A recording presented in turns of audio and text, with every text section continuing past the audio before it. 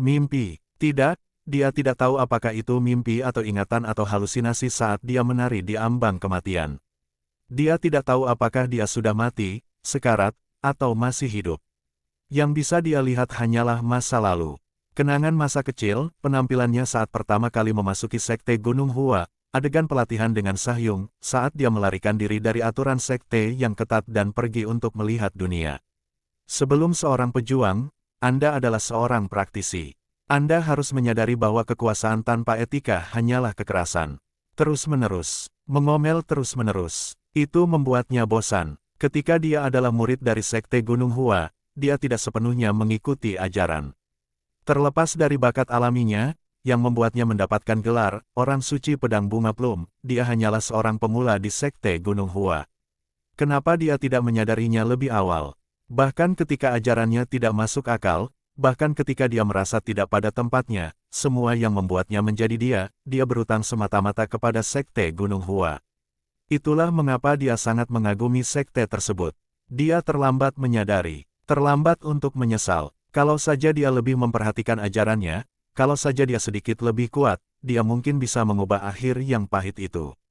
Andai saja dia, apakah kamu menyesali keputusanmu? Chung Miung mendengar suara lembut Sahyung Yang Mun. Ayahnya, kakak laki-lakinya, keluarganya, pria ini adalah tujuan Chung Miung. Dia ingin mengikutinya sampai akhir, tetapi sudah terlambat untuk itu juga. Ya, saya menyesalinya. Aku sangat menyesalinya, Sahyung. Tidak perlu ada penyesalan. Suaranya memancarkan kehangatan. Bagaimanapun, itu adalah sekte Gunung Hua. Sahyung, bagi Chung Miung sepertinya Sahyung sedang tertawa. Selamanya hangat dan baik hati. Karena itu adalah sekte Gunung Hua. Tak, bahkan kemudian, keping, apa, aggh, itu menyakitkan. Kepalaku, saya tidak mengerti. Sakit macam apa ini? Apakah ini rasanya ketika anggota tubuhmu dipotong? B. Iblis surgawi, apakah bajingan itu belum mati? Chung Miung secara naluriah mengangkat tangannya untuk melindungi kepalanya. Jika dia belum mati, serangan ini akan menghabisinya untuk selamanya.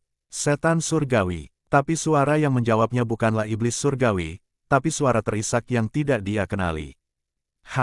Ketika dia membuka matanya, wajahnya sama-sama asing. Seorang pengemis, seorang pemula, dilihat dari simpul yang diikatkan di pinggangnya, dia baru saja memulai. Seorang pengemis di antara pengemis. Pengemis dengan wajah lusuh dan lusuh itu menatap Chung Miung. Apa itu? Dia tidak bisa mengerti apa yang terjadi. Setan surgawi, ya benar. Wajah pengemis itu memerah karena iritasi. Dasar gelandangan pemalas, masih tidur sambil bicara. Semua orang pergi untuk mengemis, tetapi Anda masih di sini tidur seperti Anda melakukan sesuatu yang hebat. Yah, apa aku membuatmu tertawa? Ya. Pengemis itu mengangkat tongkat bambunya. Tunggu, apakah anak ini mengancam saya sekarang? Jadi begitulah adanya. Pengemis itu dikejutkan oleh seringai Chung Miung yang tiba-tiba. Itu adalah situasi yang aneh, tetapi dia tidak merasa perlu repot dengan konteksnya. Siapa sebenarnya Chung Miung? Dia dengan mudah menempati peringkat 3 teratas dari semua pendekar pedang di dunia. Orang-orang memuji gaya pedangnya sebagai esensi sejati dari sekte Gunung Hua dan menjulukinya sebagai orang suci pedang bunga plum. Dua pendekar pedang agung lainnya tidak layak menjadi lawannya. Bahkan iblis surgawi, di saat-saat terakhirnya, mengakui ilmu pedang Chung Miung. Murid dan pemimpin sekte sama-sama membungkuk di hadapannya. Tapi pengemis ini membuat ancaman. Sebuah ancaman. Apakah kamu tertawa? Sekarang, lihat di sini, nak. Lihat di sini. Saya berjuang untuk memahami situasinya, tetapi sebagai permulaan, Anda bisa meletakkannya. Pengemis itu hanya bisa tertawa. Chung Miung merengut. Beraninya dia bereaksi seperti ini padanya. Dan kemudian pengemis itu memukul Chung Miung dengan tongkat bambunya. Chung Miung tercengang. Beraninya seorang pengemis melakukan hal seperti ini, mengetahui siapa Chung Miung. Tidak peduli apa yang terjadi, dia akan memperbaiki sikap pengemis ini sebelum hari itu berakhir. Pertama, dia harus menghentikan tongkat itu. Chung Miung mengangkat tangan kanannya. Apa? Lambat. Mengapa lengannya begitu lambat? Tongkatnya cepat, tetapi mengapa tangannya meraihnya dengan sangat lambat? Tidak masuk akal, dengan kecepatannya, dia seharusnya sudah memegang tongkat itu. Ah, mungkin karena lukanya, maka yang harus dia lakukan hanyalah melanjutkan ke nyalinya. Apa itu? Di ujung pandangannya, dia melihat sebuah tangan kecil muncul, bergerak ke arah tongkat dengan kecepatan seperti siput. Terlalu lambat dan terlalu pendek. Tangan sekecil itu tidak bisa menghentikannya. Ini tidak akan berhasil. Tongkat itu mendarat tepat di kepala Chung Myung. Chung Myung ambruk ke tanah, kejang-kejang. Semua pikirannya terhalau oleh rasa sakit yang membelah tengkorak. Kuah, Chung Myung mencengkeram kepalanya dan berguling. Bahkan lengannya yang robek tidak sakit seperti ini. Anda bajingan, pengemis itu membaringkannya dengan sungguh-sungguh. Memahami situasinya, aku akan melakukannya. Tapi saya akan memastikan Anda memahami situasinya terlebih dahulu. Jika Anda menjadi gila, Anda menjadi gila. Bajingan bodoh, apakah panasnya merusak otak Anda? Obat panasnya kena, brengsek. Astaga, Anda pengemis gila. Berhenti sekarang, kalau tidak, mati. Sakit, astaga. Tangisan Chung Myung berubah sedikit demi sedikit saat dia dipukuli. Anda bajingan. Aku tidak akan membiarkan ini pergi. Aku akan pastikan untuk merobekmu. Memukul, berhenti, hentikan sekarang, tolong, brengsek.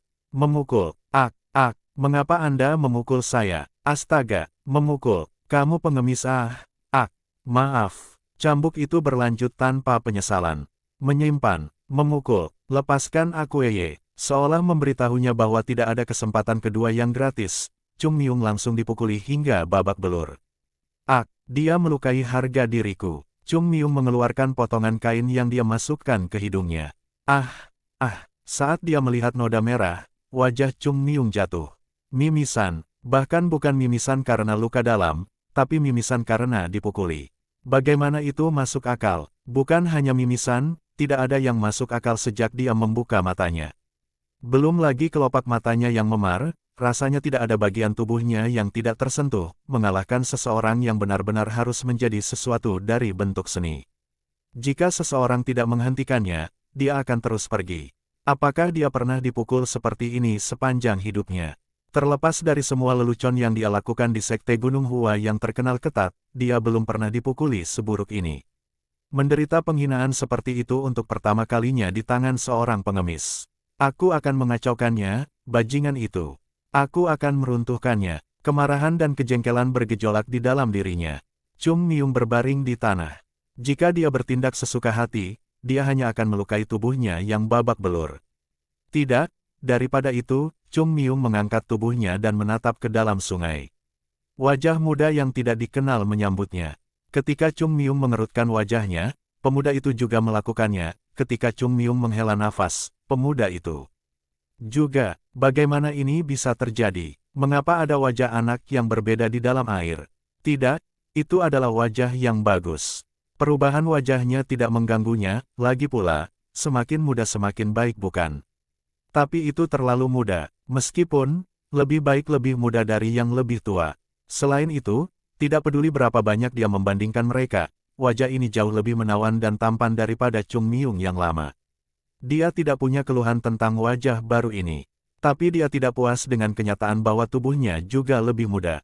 Pendek, anggota tubuhnya pendek, bukan karena dia secara alami pendek atau semacamnya, tetapi karena dia masih kecil. Lebih buruk lagi, dia hanya tinggal kulit dan tulang. Bahkan sekarang, dia terlalu lelah dan lapar untuk mengangkat tangan. Apapun. Jadi, singkatnya, ini berarti aku masih hidup. Mungkin, aku tidak tepat. Tidak peduli seberapa keras dia terlihat, anak ini tidak terlihat seperti orang suci pedang bunga plum, Chung Myung.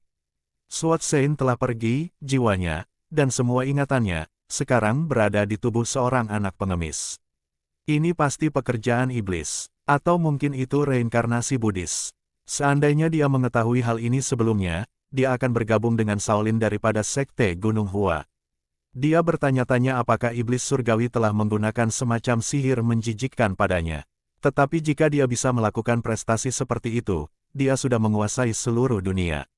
Chung Myung tidak terlalu peduli dengan apa yang telah terjadi, tapi dia harus mengakui bahwa segala sesuatu di sekitarnya adalah nyata. Ini bukan mimpi atau fantasi. Seluruh tubuhnya berdenyut kesakitan, semakin dia memikirkannya, semakin marah dia. Tidak ada yang akan berubah jika saya terus duduk dan memikirkannya. Pertama, saya perlu mencari tahu apa yang terjadi, dan apa yang sebenarnya terjadi. Chung Myung melompat dan berlari ke tenda pengemis. Atau dia mencoba lari, setidaknya. Kak, dalam beberapa langkah, dia jatuh. Kau memukulku dengan keras, dasar bajingan. Mata Chung Myung berguling marah. Apapun yang terjadi, aku akan memastikan untuk membayarmu kembali untuk ini. Kematian tidak akan memperbaiki kepribadiannya yang kotor. Tidak peduli bagaimana aku melihatnya, dia sepertinya sudah gila. Gucil satu menatap Chung Myung dengan serius. Apakah semua pemukulan itu membuatnya gila? Dia mendapat pukulan sedikit lebih keras dari biasanya. Meskipun Wang Chou biasanya sedikit berlebihan, dia telah mengalahkan Chung Myung seolah-olah dia mencoba memberinya pelajaran, bahkan diserang oleh seekor anjing tidak akan membuatnya seburuk ini. Orang-orang yang biasanya mencoba menghentikannya bahkan tidak peduli hari ini, melihat bagaimana Wang Chou benar-benar telah menganiaya Chung Myung. Gucil tidak terkejut. Jadi maksudmu, aku pengemis. Apakah dia dipukuli di kepala atau tubuhnya? Seorang pengemis, menanyakan apakah dia seorang pengemis. Kegilaan apa ini? Gucil yakin, orang ini menjadi aneh. Tidak, dia berubah menjadi sangat aneh. Dia biasanya mengendur, jadi Gucil tahu bahwa suatu hari dia akan mendapatkan pukulan yang nyata, hanya nasib buruk bahwa hari ini adalah harinya. Itulah aturan besi serikat pengemis, jika Anda tidak menemukan makanan dengan tangan Anda sendiri, Anda akan mati seperti anjing, mati kelaparan, atau dipukuli. Biasanya, orang akan kembali sadar setelah dipukuli. Biasanya, sebaliknya, kebalikannya terjadi di depan Gucil. Benarkah? Apa aku benar-benar tinggal di tempat seperti ini? Itu tidak mungkin benar. Apakah kamu buta atau apa? Hah, seharusnya tidak sulit untuk mengetahuinya dengan melihat apa yang Anda kenakan. Chung Myung menunduk, dia melihat semua jenis kain dan kain perca. Seharusnya itu pakaian biasa, tapi itu, compang camping. Orang normal manapun akan mengangguk dan kembali bekerja, tapi tidak dengan Chung Myung.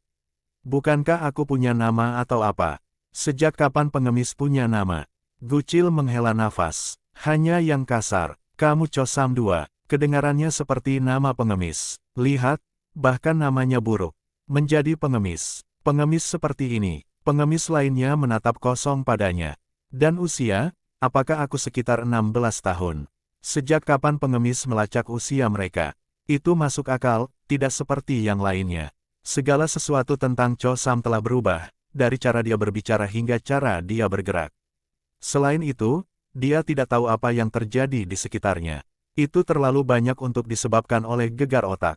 Lalu, tahun berapa? Pengemis menghitung hari. Kamu pernah melihat pengemis yang menghitung tahun? Kedengarannya seperti pengemis sejati. Gucil menggosok matanya. Kehidupan seorang pengemis selalu lelah dan stres, tetapi ini jauh lebih buruk dari biasanya. Kalau begitu, aku punya satu pertanyaan lagi. Anda sudah meminta untuk sementara waktu sekarang. Apakah kamu tahu siapa iblis surgawi itu? Kamu juga bergumam tentang iblis surgawi sebelumnya. Kenapa kamu tiba-tiba mencarinya? Jawab saya terlebih dahulu. Tentu saja aku mengenalnya. Semua orang tahu. Dia adalah pemimpin sekte iblis surgawi, yang dikalahkan 100 tahun yang lalu. Apa, bos? Chosam menembak ke depan dan meraih kerah Gucil.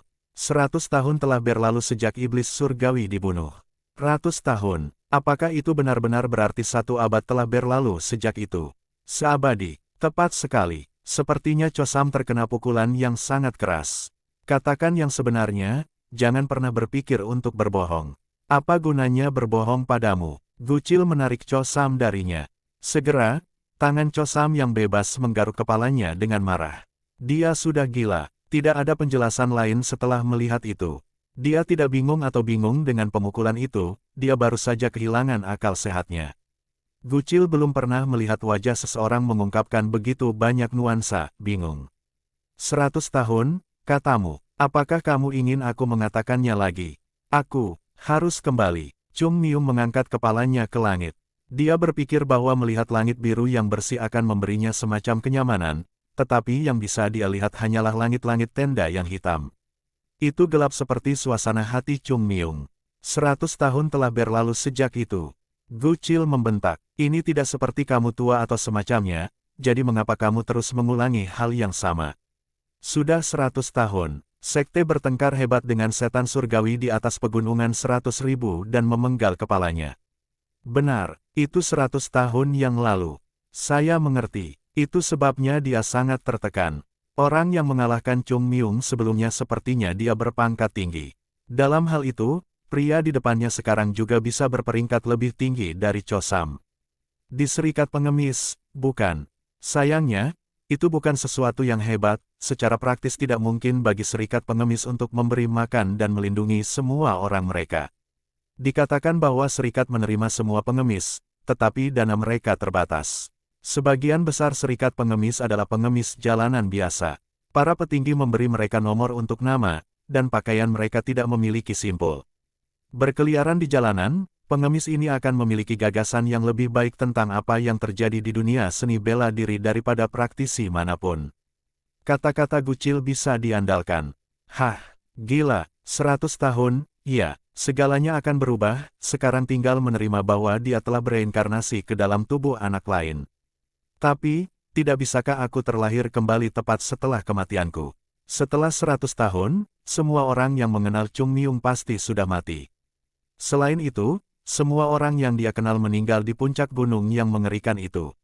Dia sendirian, tidak peduli seberapa bengkoknya hal itu, ini terlalu berlebihan. Kemudian, Gunung Hua, tahan satu, Sekte Gunung Hua. Ketika Cho Sam melompat dari lantai dan mulai meneriakinya, Gucil bahkan tidak terkejut lagi. Sekte Gunung Hua, apa yang terjadi dengan Sekte Gunung Hua? Maksud kamu apa? Apa yang terjadi dengan Sekte Gunung Hua? Gunung Hua, ya, apa itu Gunung Hua? Hah, Chung Myung terkesima padanya. Dia tidak tahu Gunung Hua. Seorang pengemis tidak tahu. Ayo, jangan main-main denganku. Bagaimana situasi Sekte Gunung Hua saat ini? Sekte Gunung Hua, Gucil memiringkan kepalanya. Dia tidak tahu, betulkah? Tentang Sekte Gunung Hua, salah satu dari 9 sekte besar, Sekte Gunung Hua, kamu tidak tahu tentang itu. Hah? Kamu, salah satu dari 9 sekte besar. Omong kosong apa yang kamu katakan. Tidak ada sekte Gunung Hua di 9 sekte besar. Tidak ada. Kuil Shaolin, Klan Wudang, Sekte Jongnam, Sekte Qingcheng, Sekte Kongtong, Sekte Pulau Selatan, Sekte Mei, Sekte Tepi Selatan, Sekte Kunlun, dan Serikat Pengemis. Ada 10 sekarang. Jadi Sekte Pulau Selatan. Bajingan-bajingan yang tidak berguna itu ada di 10 sekte besar. Tidak, itu tidak masalah. Kalau begitu, Sekte Gunung Hua bukan salah satunya. Gucil menghela nafas. Cho Sam hanya mendengar apa yang dia inginkan, tidak peduli apa yang dia katakan. Kesabaran Gucil menipis. Sekte Gunung Hua bukan bagian dari sekte besar. Tidak, itu mungkin saja. Tapi kamu tidak tahu Sekte Gunung Hua. Bahkan ketika orang kaya menjadi miskin, dia bisa bertahan selama 3 tahun dengan kemewahannya. Tapi kamu, seorang pengemis belaka, tidak tahu tentang Sekte Gunung Hua. Menyebutnya pengemis tidak benar-benar menangkap konsekuensi dari apa yang dia katakan. Yah, dia bisa mati kelaparan. Apakah itu masuk akal? Chung Myung mengguncang bahu Gucil. Apakah masuk akal? Kamu benar-benar tidak tahu Gunung Hua. Gunung Hua, Sekte Gunung Hua. Gunung Hua, Gucil bisa merasakan sakit kepala. Benar, Gunung Hua. Kalau dipikir-pikir, Gucil memiringkan kepalanya. Saya ingat pernah mendengar ada sekte semacam itu di Provinsi Sangsi. Ya, itu benar, Gunung Hua, di Sangsi. Mata Chung Myung melebar. Dari apa yang saya tahu, itu sudah ditakdirkan. Apa? Jantung Chung Myung berhenti. Saya tidak tahu apakah ada sekte Gunung Hua di sekte besar atau tidak. Tetapi saya mendengar cerita tentang bagaimana prajurit elit mereka terbunuh dalam perang dengan iblis surgawi. Saya tidak tahu pasti, jika Anda mau, untuk mengetahui lebih banyak, tanyakan yang lain. Apa artinya itu? Sekte Gunung Hua telah jatuh. Gunung Hua, Sekte Gunung Hua, pengemis ini, memberiku kebohongan. Gucil mengalihkan pandangannya ke atas. Bahkan ketika dia mengatakan yang sebenarnya, Chung Myung hanya mengutuknya. Inilah mengapa Gucil benci membantu orang. Tidak mungkin. Aku tidak percaya itu. Chung Myung mendorong Gucil menjauh dan melompat berdiri. Aku harus pergi dan melihat sendiri. Hah! Gucil berteriak di punggungnya. Jika kamu tidak kembali saat makan malam di malam hari, Wang Chou akan benar-benar membunuhmu kali ini. Jangan buang waktumu dengan hal-hal yang tidak perlu, dan kembali bekerja. Tapi Cho Sam baru saja pergi. Apa yang akan dilakukan bajingan itu sekarang? Gucil menggelengkan kepalanya, benar-benar bingung dengan perubahan perilakunya. Hah, apakah ini wajah seorang pedagang yang kehilangan seluruh kekayaannya? Seperti itulah wajah Chung Myung. Ketika dia memikirkannya, dengan semua murid Gunung Hua terbunuh dalam pertempuran dengan iblis surgawi, penurunan kekuatan tidak bisa dihindari. Selama waktu itu, mereka bisa saja didorong keluar dari sekte besar. Tapi tidak peduli seberapa keras dia memeras otaknya, bagaimana mungkin Gunung Hua didorong keluar dan serikat pengemis masuk ke sekte besar hanya dalam 100 tahun? Bagaimana itu masuk akal? Bagaimana mungkin pengemis, yang tidak tahu apa-apa tentang seni bela diri, dimasukkan? Entah bagaimana, pengemis yang dia ajak bicara tidak tahu, jadi Chung Myung pergi bertanya. Tapi tidak peduli siapa yang dia tangkap, hasilnya tetap sama. Gunung Hua, apakah Anda berbicara tentang pegunungan di sana? Bagaimana dengan itu? Sekte Gunung Hua, apakah Gunung Hua memiliki sekolah seni bela diri? Aku belum pernah mendengar tentang sekte seperti itu. Beraninya seorang pengemis menyentuh lengan bajuku, kau ingin lenganmu dipotong. Lepaskan lengan bajuku sekarang juga. Ah, bukan yang terakhir itu. Tidak ada yang tahu. Tidak satu pun. Ini tidak masuk akal. Bagaimana sekte Gunung Hua menjadi seperti ini? Akan selalu ada banyak sekte terkenal, tetapi tidak ada yang setenar sekte Gunung Hua. Akan sedikit berlebihan untuk mengatakan bahwa semua pendekar pedang paling terkenal berasal dari Gunung Hua.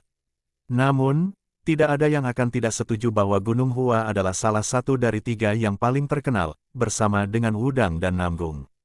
Tapi orang tidak tahu itu ada.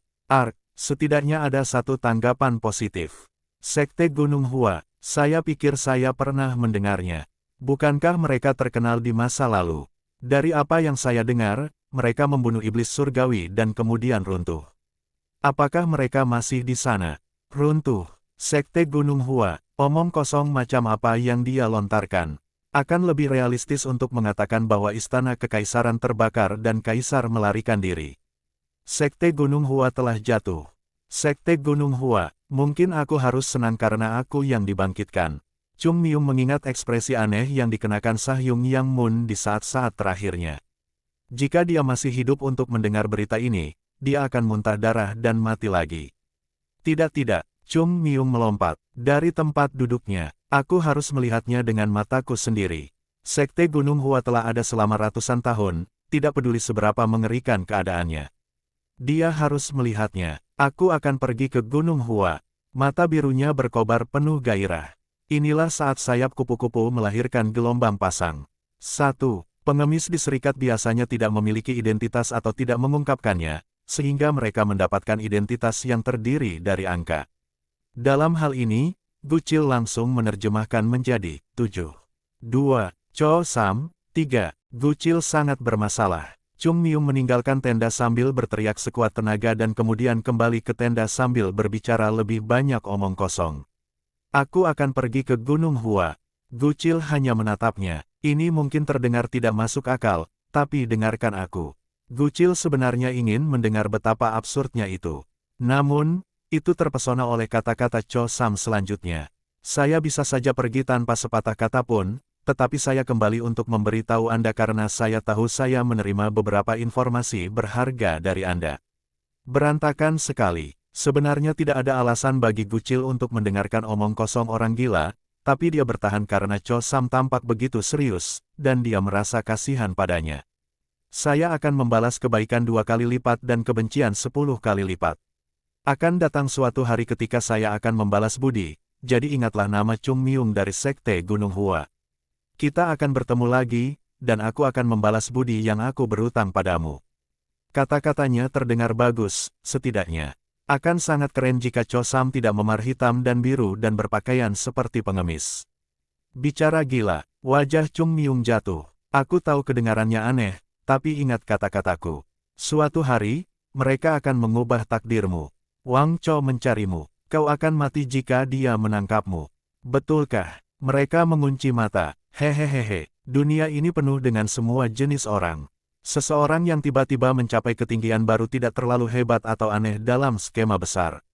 Tentu saja, hal itu terjadi dalam semalam agak aneh dan menakutkan. Yah, aku harus pergi. Kembalilah segera, atau dia benar-benar akan memukulmu sampai mati.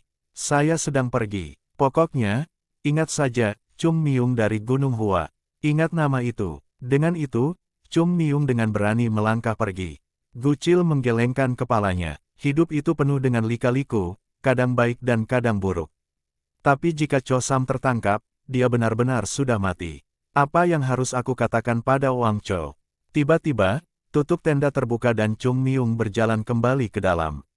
Apa? Kenapa dia kembali lagi? Tapi Gucil tidak sempat bertanya. Yah, siapa nama bajingan itu? Wei Hao, orang yang memukulku. Wang Cho. Nama aslinya adalah Jong Pal 1. Petik 2. Jong Pal, kedengarannya seperti nama pengemis. Katakan pada bajingan itu, lain kali kita bertemu, aku tidak akan melepaskannya. Menurut pendapat Gucil, Wang Cho adalah orang yang tidak akan melepaskannya. Sekarang, aku benar-benar pergi. Chung Miung berjalan keluar dari tenda, bersiul. Saat Gucil mengira semuanya sudah beres, Chung Miung muncul kembali ke tenda. Apa sekarang? Yah, apa sekarang? Kenapa lagi? Kemana jalan menuju Gunung Hua Sangsi? Tidak peduli bagaimana Anda mengirisnya, bajingan ini benar-benar gila. Chung Miung berlari dan berlari. Tidak ada satu orang pun di dunia ini yang akan membawa pengemis kecil bersama mereka sampai ke Provinsi Sangsi. Luar biasa, kedua kakinya, yang begitu kuat dan andal, terasa lelah. Bahkan hatinya terasa lemah. Apakah Chung Miung pernah naik kuda atau kereta? Tidak pernah. Dia bisa berlari jauh lebih cepat daripada yang bisa dilakukan seekor kuda, dan dia hampir tidak bisa santai untuk melambat dengan sengaja. Jika kamu menjumlahkan semua jarak yang dia tempuh di kehidupan sebelumnya, kamu bisa memutari dataran tengah 10 kali. Itulah mengapa dia mulai berlari tanpa berpikir 2 kali. Tapi dia bahkan belum benar-benar meregangkan kakinya sebelum dia rata di tanah. Retas. Astaga, ya Tuhan, aku akan mati jika terus begini. Dia bahkan tidak bisa membayangkan tubuh yang begitu lemah ada. Kedua kakinya telah direduksi dari baja menjadi tongkat dan tulang, dan hatinya yang tak kenal lelah menjadi bergetar. Omong kosong apa ini? Rasanya seperti jantungnya akan melompat keluar dari mulutnya setiap saat. Tubuh macam apa ini? Dia hanya melompat sekali. Apakah dia berlari selama 1 atau 2 jam? Tidak, itu hanya beberapa menit, tapi dia sudah terengah-engah. Seberapa buruk tubuh pengemis muda ini? Jawabannya terbentang dengan jelas di hadapannya. Mengesampingkan energi internalnya, tubuhnya sendiri dalam keadaan yang cukup baik, secara harfiah kulit dan tulang, tanpa 1 ons daging pun. Dan dia berencana pergi ke Provinsi Sangsi. Sebuah mimpi pipa, dia akan jatuh pingsan karena kelelahan sebelum mencapai Gunung Hua. Jika dia berhasil sampai ke alam baka, kenalannya akan mengejeknya. Orang suci pedang bunga plum, mati karena kelelahan.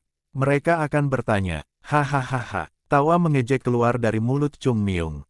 Tidak peduli seberapa keras dia mencoba, dia bahkan tidak bisa berdiri lagi.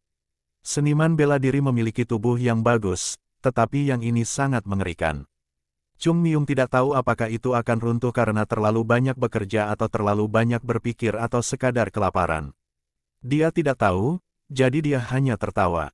Jika saya pergi ke Provinsi Sangsi, saya harus memperbaiki tubuh yang lemah ini terlebih dahulu. Tapi bagaimana dia mengubah tubuhnya? Bikin sehat. Dia sudah tahu jawabannya. Yah, aku hanya perlu belajar seni bela diri. Awal yang baru. Orang lain mungkin sekarang menyadari betapa luar biasanya kesempatan ini. Bukankah dikatakan bahwa mereka yang gagal mencapai puncak paling menyesal? Yah, itu benar. Bahkan mereka yang berhasil mencapai puncak memiliki penyesalan. Andai saja aku melakukannya saat itu. Kalau saja saya fokus mempelajari dasar-dasarnya. Kalau saja saya berlatih ketika tuannya meraih telinga saya bukannya melarikan diri. Andai saja aku tidak ketahuan mencuri dari simpanan alkohol rahasia. Tidak, lupakan yang terakhir. Sehat, aku bisa melakukannya lagi. Di masa lalu, Chung Miung adalah salah satu pendekar pedang terhebat di generasi ketiga. Namun, itu tidak berarti dia puas, sebaliknya, Saat dia menjadi lebih kuat dan pemahamannya tentang seni bela diri semakin dalam, dia memahami lebih baik daripada siapapun betapa tidak efisiennya dia berlatih dan betapa cacat fondasinya. Dasar, yayasan terkutuk itu telah mengorbankan Sahyung dan Sajaennya. Chung Myung membenci kelas dasar, tetapi dia mengerti mengapa itu sangat penting ketika dia menjadi murid. Bagaimanapun, fondasi adalah apa yang membuat seorang pria berdiri. Sebuah menara yang tinggi membutuhkan fondasi yang kuat. Seberapa tinggi menara naik tergantung pada bagaimana fondasi diletakkan. Tapi Chung Myung muda tidak tahu itu. Tidak peduli seberapa banyak gurunya menjelaskan, dia tetap tidak mengerti. Bahkan ketika dia memahaminya, dia tidak bisa memberikan semuanya. Mengapa? Karena aku hanya manusia. Jika Chung Myung sibuk menggali fondasinya, bagaimana dengan orang di sebelahnya yang sudah membangun 3 lantai?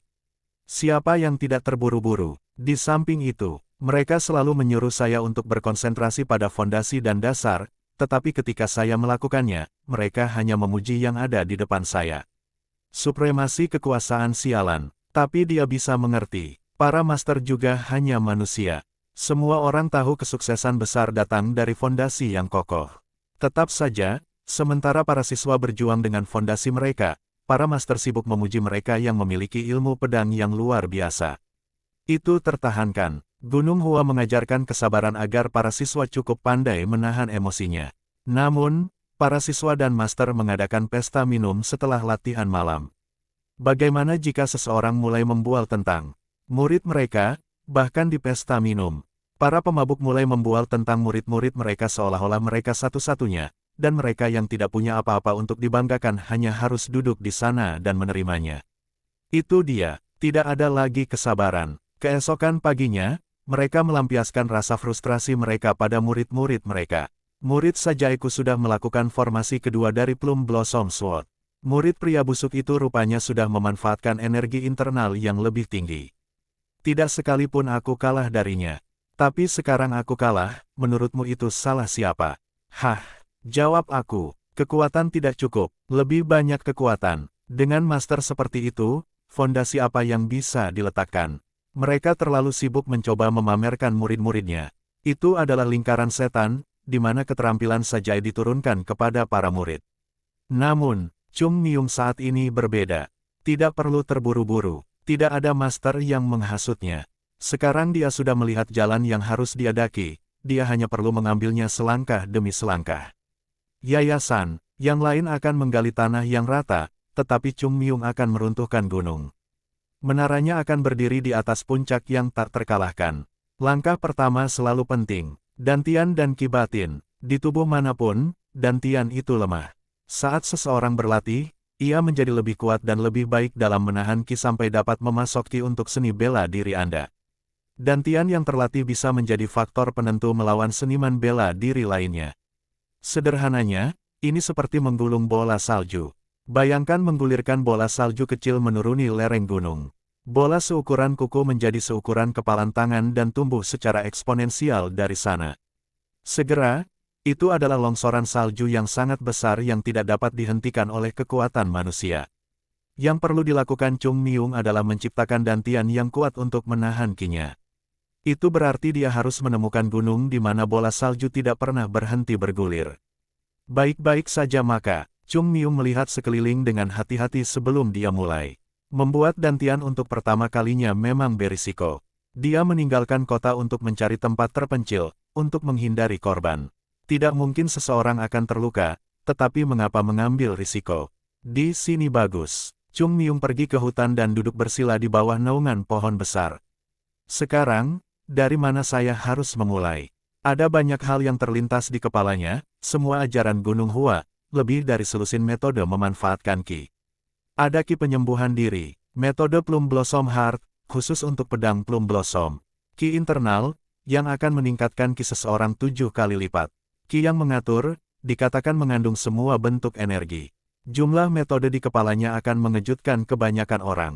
Jika dia memutuskan untuk tidak membatasi dirinya pada ajaran Gunung Hua, Chung Myung bisa belajar banyak. Namun, Chung Myung bahkan tidak memikirkannya. Dia tahu teknik apa yang harus dia pelajari.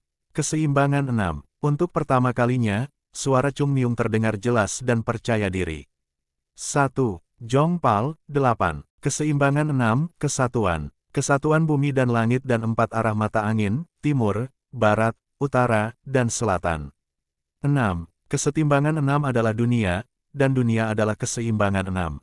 Itu pasti memiliki cincin yang bagus untuk itu. Jadi, apa sebenarnya yang dimaksud dengan seni bela diri? Ini seperti salah satu barang tak berharga yang dibuang dari toko ilegal demi uang receh. Itu tidak murah, tetapi orang-orang menganggapnya murah. Itu adalah teknik seni bela diri termurah di dunia, dijual dengan harga yang terjangkau oleh siapapun. Singkatnya, itu murah. Itu seharusnya menjadi hal pertama yang harus dibeli siapapun dari toko buku untuk belajar seni bela diri. Mereka yang tidak mengikutinya pada akhirnya akan mempelajari hal yang sama melalui pendidikan otodidak. Ketika Chung Myung sangat aktif, keseimbangan 6, hak bermusyawarah, dan 3 pedang terkenal. Pada saat Chung Myung dikenal sebagai salah satu pendekar pedang terhebat dari generasi ketiga, teknik dasar seni bela diri berkisar seputar Tai Chi. Jadi mengapa Chung Myung mempelajari trik murahan ini sekarang? Karena itu tidak murah. Equilibrium 6 adalah salah satu teknik pengantar sekte Gunung Hua. Semua orang yang memasuki Gunung Hua diinstruksikan tentang kesetimbangan 6 karena dapat membersihkan tubuh siapapun dari kotoran. Sayangnya, itu tidak membuat ki batin Anda lebih kuat, itu hanya membuat Anda lebih sehat. Mereka yang tidak memahami hal ini sangat membenci dan mengutuknya sehingga mereka ingin itu dihapus dari ajaran sekte Gunung Hua. Tak pelak, pendatang baru di sekte Gunung Hua akhirnya membenci keseimbangan 6. Tapi Chung Myung lebih tahu, ini bukanlah teknik yang sia-sia. Jika ya, Chung Myung tidak akan pernah sampai sejauh yang dia lakukan 100 tahun yang lalu. Semuanya memiliki tujuan. Keseimbangan 6 tidak meningkatkan kekuatan atau ki. Sejujurnya, ketika membandingkan efisiensi teknik ki internal, equilibrium kurang dari 1/10 seefektif teknik lainnya.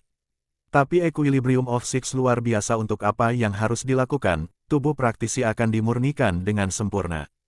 Dasarnya, sederhananya, dasar, fondasi yang sangat penting, itu adalah teknik seni bela diri terbaik untuk memurnikan tubuh, menyempurnakan dantian, dan menyempurnakan tubuh itu sendiri. Namun, efeknya tidak pernah terlihat dengan mata telanjang, karena orang hanya memperhatikan dantian mereka saat menggunakan skill. Pada akhirnya, bahkan Gunung Hua berhenti mengajarkan keseimbangan 6. Mereka hanya mengajarkannya di kelas pengantar karena itu tradisi, itu pun hanya jika ditanya. Berantakan sekali, apa gunanya mencoba berlari dan terbang, ketika Anda hanya mampu merangkak? Dalam kehidupan masa lalunya, Chung Myung juga tidak ingin berpegang pada teknik yang tidak menunjukkan hasil padanya.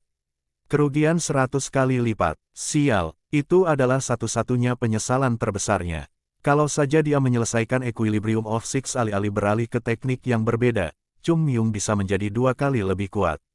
Tidak mungkin membangun kembali fondasi Anda begitu menara dibangun. Tapi, untungnya, dia punya kesempatan untuk memperbaiki kesalahannya. Kali ini, dia bisa menyelesaikannya dengan perhatian cermat pada setiap detail. Menara barunya akan lebih besar dan lebih indah. Dengan napas dalam-dalam, Chung Myung memejamkan mata dan mengingat semua yang dia ketahui tentang keseimbangan 6. Saat dia tenang, ki-nya bergerak. Dengan setiap napas, oksigen memenuhi tubuhnya dan ki bergerak. Pembelajar pertama kali membutuhkan waktu sekitar 1 bulan untuk merasakan oksigen bergerak melalui tubuh mereka, tetapi Chung Myung tidak membutuhkan waktu itu.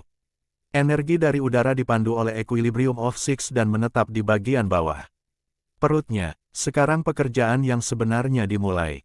Chung Myung tidak berniat berkeliaran di tingkat dasar teknik.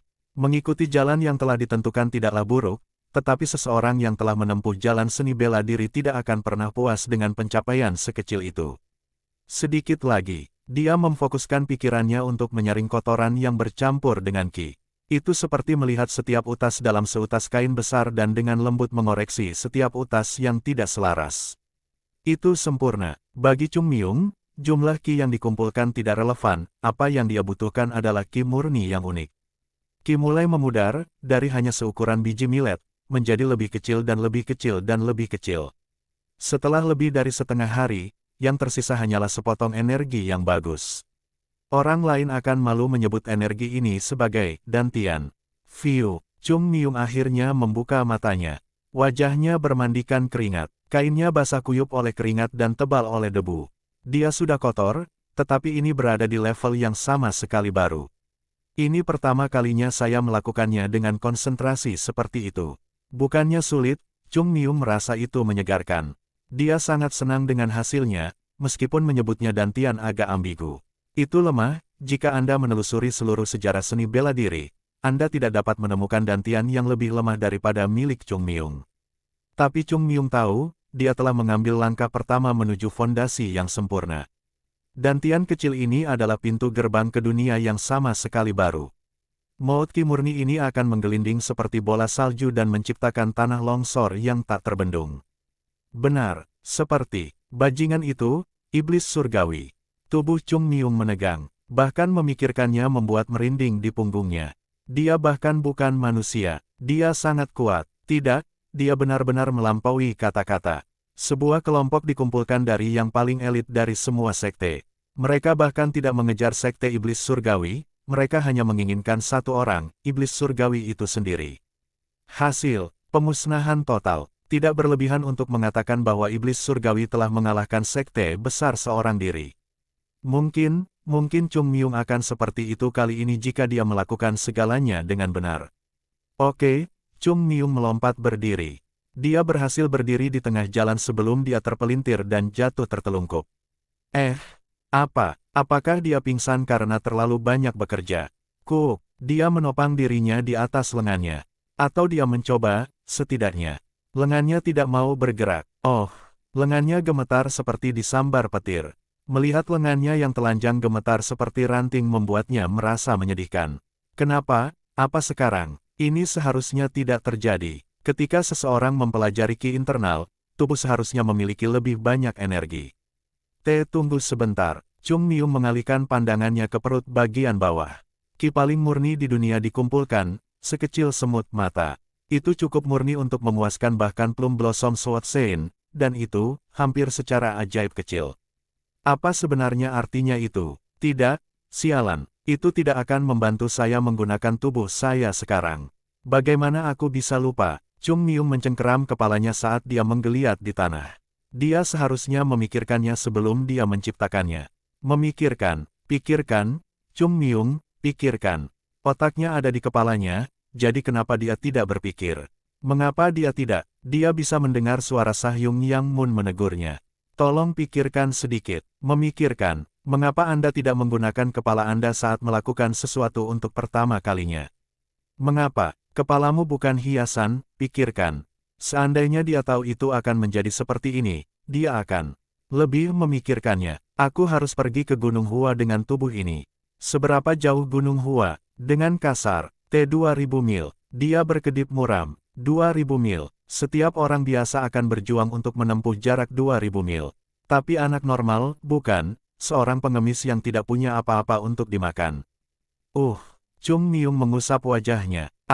Hidup busuk ini. Tapi apa yang harus dia lakukan? Dia sudah menciptakan dantiannya, bukannya dia bisa menciptakan dantian yang lebih besar bahkan jika dia tahu. Dia tahu apa yang datang dari mengambil jalan pintas. Tidak ada lagi mengorbankan masa depan demi masa kini. Itu benar-benar sebuah teka-teki. Chung Mium menghela nafas dan mengangkat dirinya dari tanah. Apa-apaan ini hidup? Yang bisa dilihat Chung Mium hanyalah kesulitan tanpa akhir. Tapi kesulitan menempa pahlawan. Tidak ada yang tidak bisa kamu lakukan dengan sedikit ketekunan. Chung Mium mengatupkan giginya dan berjalan terpincang-pincang menuju kota. Chung Mium ambruk ke tanah. Ada hal-hal yang juga tidak bisa dilakukan dengan ketekunan. Dan waktu yang tepat untuk menyadarinya. Chung Mium telah menyadari bahwa ada kekuatan yang dapat menghentikannya. Kakinya sakit, tapi dia bisa menahan rasa sakit. Tapi ada satu hal yang tidak bisa dia toleransi. Saya lapar. Tidak ada yang bisa mengatasi rasa lapar yang mengamuk di perutnya yang kosong. Chung Mium sebenarnya tidak asing dengan rasa lapar. Latihan terkadang membutuhkan disiplin. Makan adalah tindakan menerima ki eksternal, tetapi tentu saja, makanan juga bisa mengandung ki yang tidak murni. Karena itu, mereka yang mencari ki murni melarang diri mereka makan. Ada kalanya Chung Mium berpikir untuk meninggalkan pelatihannya, tetapi dia adalah murid sejati Gunung Hua dan dia kebal terhadap kelaparan. Yah, itulah yang dia pikirkan. Chung Myung tidak pernah belajar jurang besar antara memilih untuk tidak melakukan sesuatu dan tidak mampu melakukan sesuatu. Rasa lapar yang ekstrim tidak dapat diatasi dengan kesabaran. Perutnya terasa seperti diserang dari dalam. Dia berhasil keluar dari hutan dan masuk ke kota, tetapi dia tidak bisa berbuat apa-apa lagi. Dia praktis merangkak keluar dari hutan. Krisis hidup atau mati pertama yang saya alami setelah dilahirkan kembali adalah kelaparan. Itu adalah tingkat absurditas yang sama sekali baru baginya. Siapa sebenarnya Chung Myung? Salah satu pendekar pedang terhebat dari generasi ketiga. Dia lelah. Dan lapar. Dia yakin kematian sudah dekat. Dia mencoba mengumpulkan ki untuk menjadi binatang buas tetapi malah menjadi cacing.